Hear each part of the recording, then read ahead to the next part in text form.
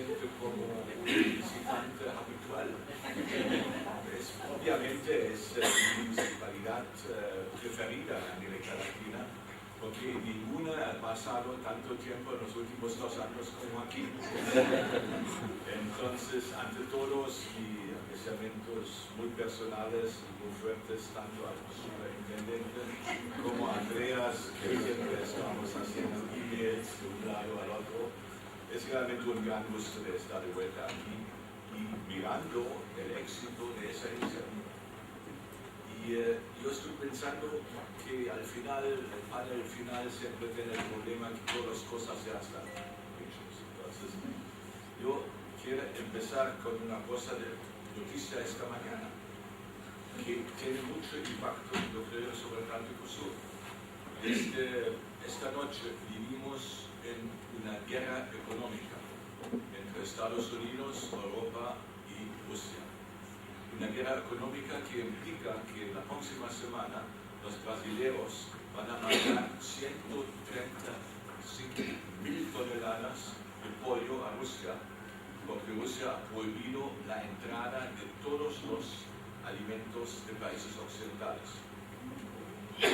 Eso implica, vivimos en un mundo, como dijo Samuel hace poco tiempo, en que la realidad no es de ayer, la realidad es de mañana. Vivimos en un mundo que ha cambiado, en mi opinión, por lo menos en los últimos días más que en los 100 años anteriores.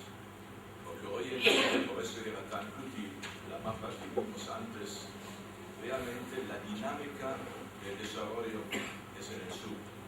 Y los países viejos, los países tradicionales, tienen muchos problemas de manejar de una manera u otra su propia declive, en algunos casos su propia decadencia. Y eso vemos todos los días cuando vemos las noticias de los conflictos en el mundo, pero todavía estamos usando el pensamiento, porque ese pensamiento occidental de las instituciones internacionales, de las formas de regímenes, del libre comercio, todo eso es parte de nuestra socialización.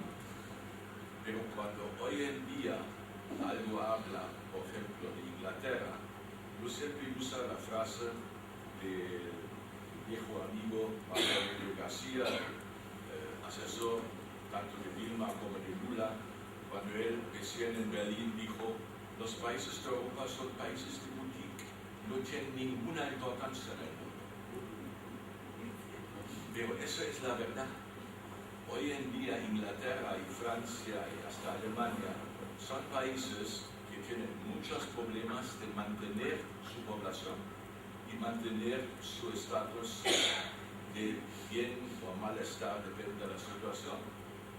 Son países que no crecen. Son países que pierden influencia en el mundo en cada situación más. Pero todavía pensamos en el viejo mundo, ¿no? Estamos de una manera u otra acostumbrados que pensamos esos son los países importantes. Hay algunas cifras recién publicadas por la OCDE que muy claramente indica eso. Estados Unidos ha producido de bienes industriales al final de la guerra, 45-50%, más del 50% del mundo. Ahora está produciendo 26% del mundo. Y en el año 2030 iba a producir el 13%. Entonces, eso está demostrando que hay una palabra que no es el plan B, es el plan C, China. No es por casualidad que un amigo mío, que yo creo es el mejor analista político de ese país, Juan Tocchiata, recién escrito en un comentario: Argentina necesita tomar posición, ¿va a mirar más al occidente o va a mirar más al oriente? El escrito obvio es eso después de la visita del presidente de China aquí, pero yo creo que esa es una decisión que no solo toca a Argentina, ese toca toda América del Sur. Toda América del Sur, con un país de excepción, tiene como primer relación comercial China. Y eso ha cambiado en 5 años.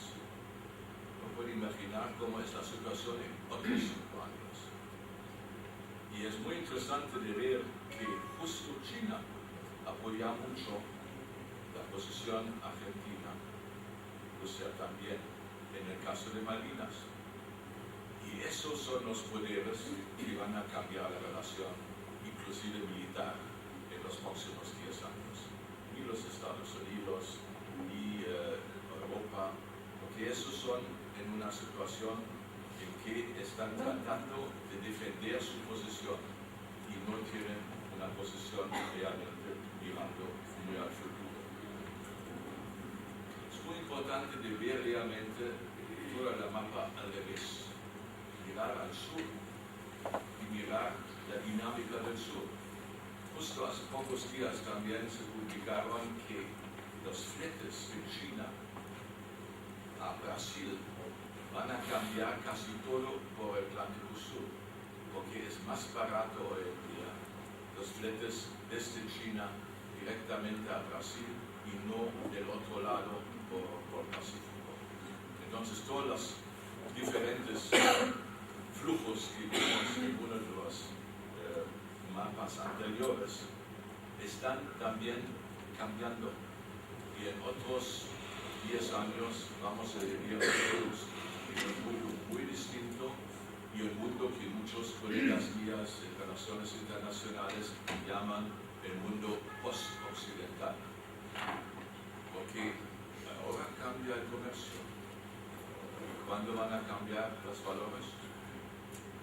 Son distintas culturas y son culturas en auge y no son los países que realmente tenían los últimos 100 años más o menos el control del lado occidental.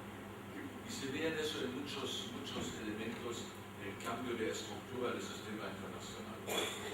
Para mí, obviamente, ha sido en Berlín. Todo lo importante del mundo era la famosa eje transatlántica. Un poco de Japón al lado, pero principalmente eje transatlántica.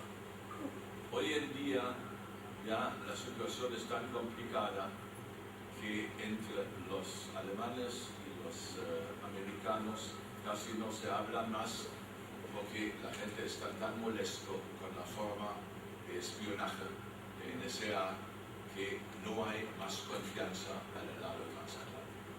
La OTAN está feliz que haya una crisis en Ucrania, porque hasta ese momento no tenía ningún papel en el mundo, porque fue creado para una situación muy distinta, la defensa en la Guerra Fría. Y por eso hay mucha gente hoy en día que son felices que estamos en una nueva fase de Guerra Fría. Pero yo, porque he sufrido esto, no estoy seguro que eso es donde necesitamos. Necesitamos mirar a un mundo muy distinto, un mundo en que las reglas de convivencia necesitan cambiar. Y en eso yo creo tanto América del Sur como otros países del sur, África, India, China, tienen un papel muy importante. Y las relaciones económicas siempre tenían un efecto muy fuerte sobre las relaciones internacionales. Solo quiero recordar a los argentinos a los tiempos cuando tenían una relación especial con Gran Bretaña, cuando todo que tenía que ver con la economía tenía que ver con Gran Bretaña. Pero es difícil a veces de vivir una transición como vivimos hoy sin tomar nota qué grande es esa transformación, porque nuestro pensamiento todavía está por las cosas que entendimos en la escuela, en la universidad, y todavía pensábamos que Bretton Woods son las instituciones más importantes, inclusivamente que Naciones Unidas, lamentablemente, en mi opinión, a pesar que una amiga fabulosa está aquí en la mesa, no está al tanto de los cambios en el mundo.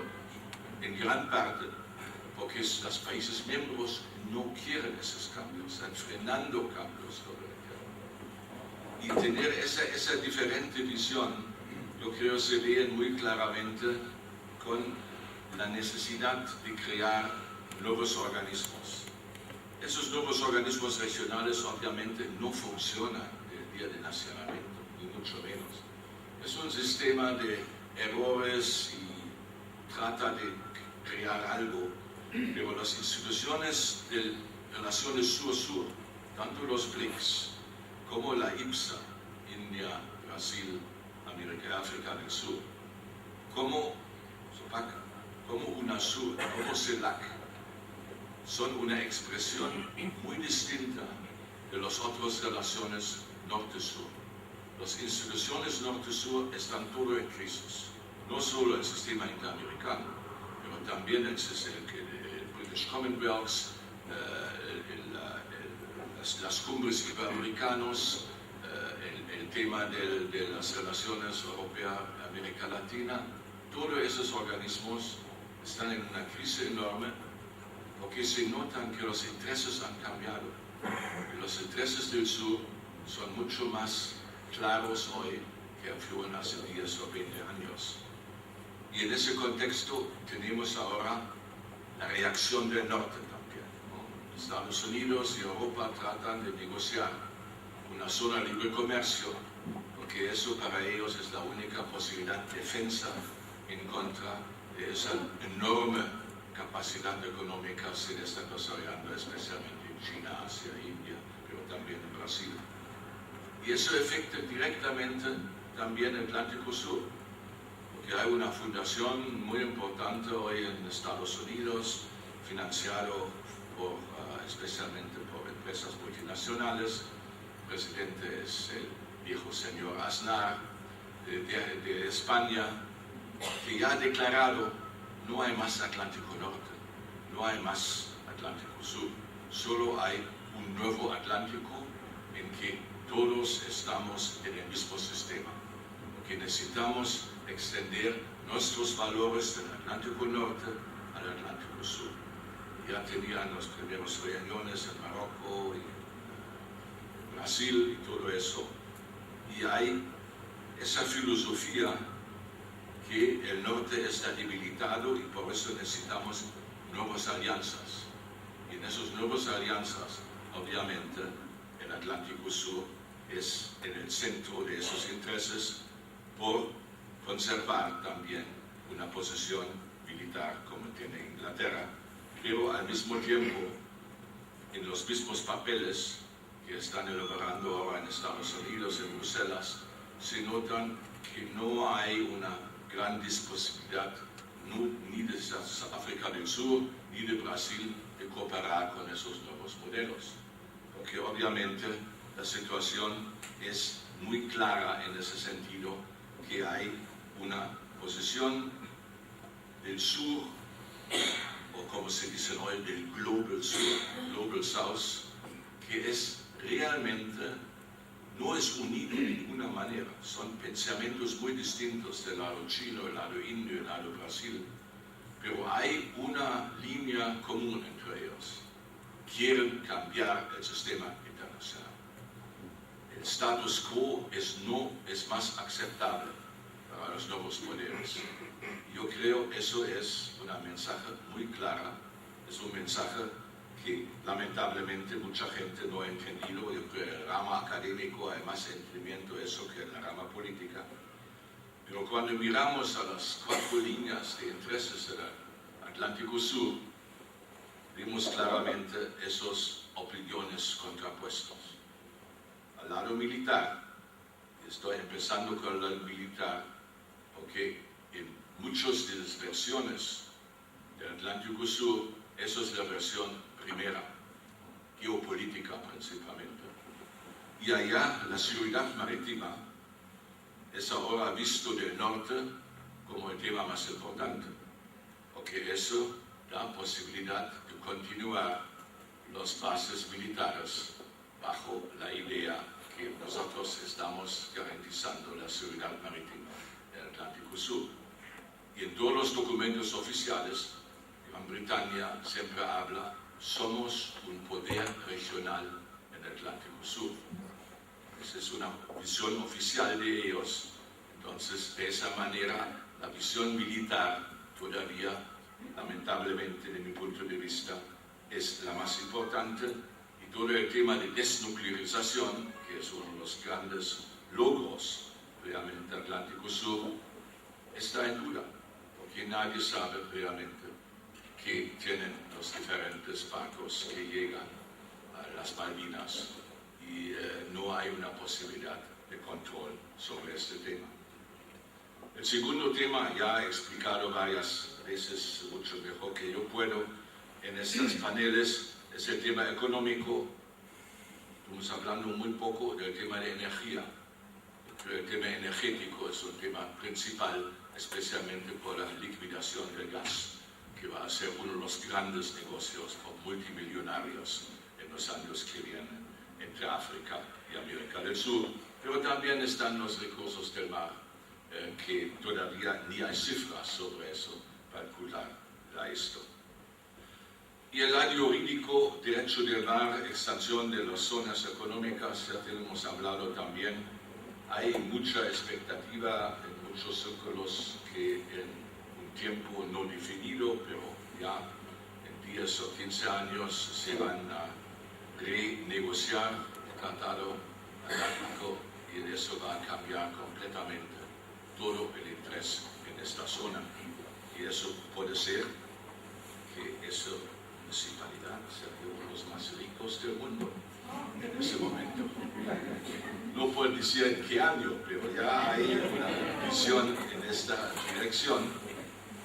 Y finalmente es un tema que lamentablemente todavía hasta hoy en día no tengo la palabra correcta en español, que es una palabra artificial que usan los americanos, que se llama interméstico, que son los temas que son internacional y interno al mismo tiempo. Y son los temas más difíciles de manejar, porque no hay leyes que funcionan, que manejan tanto internacionalmente como internamente, porque faltan los instrumentos de ese manejo.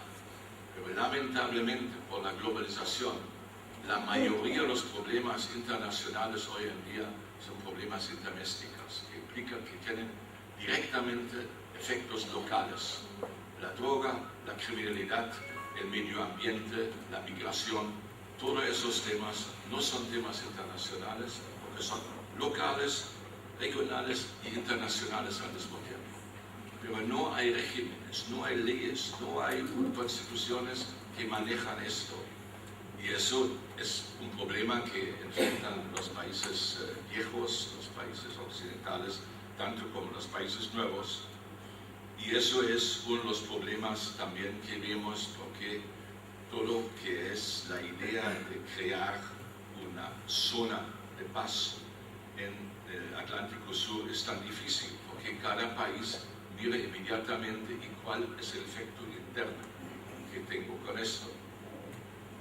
Un segundo problema interdoméstico, yo creo, se necesitan también mencionar, que es el consenso interno sobre el liderazgo de crear nuevas cooperaciones. Es muy dudoso. En Brasil nunca existía un consenso interno sobre quién paga los costos y quién tiene los beneficios del liderazgo en la región. Hasta hoy en día no hay ningún consenso y es más difícil obviamente cuando se habla de las relaciones de cooperación con África y con dos regiones, una relación interregional.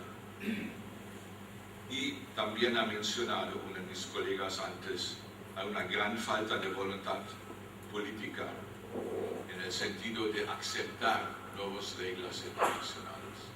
Cuando se miran a las luchas en el tema medio ambiente, que se mueven en una manera imposible, que el cambio climático que ustedes viven tan claramente aquí, como me dijeron, como vivimos eso en Quito, en otros lugares del mundo. Realmente las medidas de frenar, o por lo menos tratar de minimizar los efectos de ese cambio climático a nivel político están muy reducidos y obviamente hay mucha gente que están convencidos que las próximas generaciones van a pagar el precio por la falta de capacidad de consenso que vivimos hoy, no solo dentro de Estados, pero también en el sistema internacional en general. La creciente lucha de acceso o manejo de acceso a recursos naturales y mercados son los dos elementos más fuertes que vemos en el sistema internacional.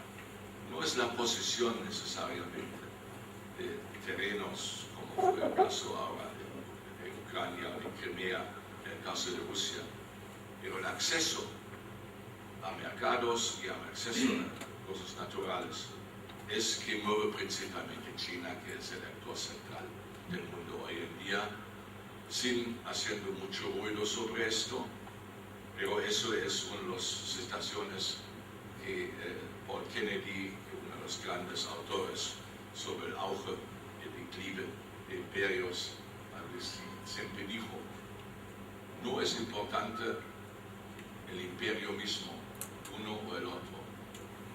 Lo difícil es vivir los años entre los imperios, y eso estamos viviendo ahora. Muchas gracias.